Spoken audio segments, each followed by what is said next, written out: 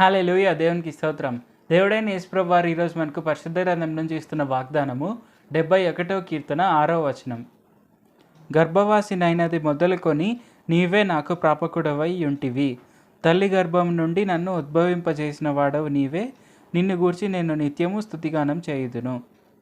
So ఈరోజు వచనం కనుక మనం చూసుకుంటే ఇక్కడ మనకు క్లియర్గా అర్థమవుతుంది.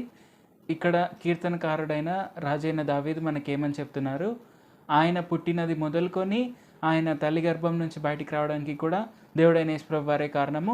అండ్ ఆయన పుట్టినది మొదలుకొని ఆయన బ్రతికినంత కాలం కూడా ఆయన్ని కాపాడింది దేవుడైన యేసుప్రభు వారే. సో ఇది ఖచ్చితంగా మనందరి జీవితాల్లో కూడా ఇది ట్రూతే. ఎందుకంటే దేవుడైన యేసుప్రభు వారి వల్లే మనం ఈ భూమిపైన పుట్టాము.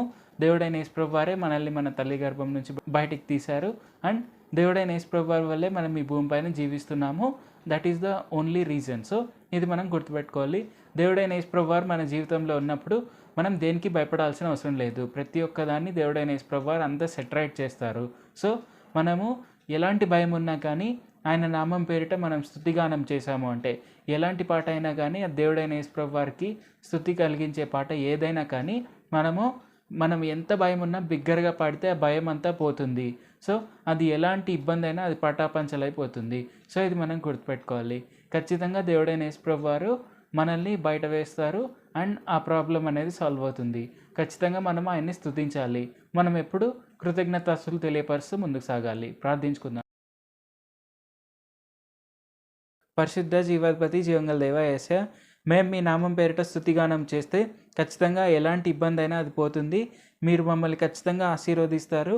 మాకుండే భయాలంతా తీసివేస్తారు అని మాకు తెలియపరిచినందుకు వందనాలు తండ్రి.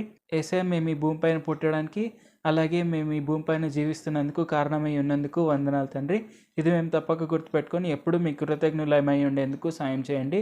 అలాగే ఈ వాక్యం వింటున్నందరూ మిమ్మునే తమ నిజ రక్షకులుగా అంగీకరించి ముందుకు సాగేందుకు సాయం చేయండి. నజరేయుడైన యేసు నామములో ప్రార్థిస్తున్నాం తండ్రి. ఆమేన్. Thank you Jesus.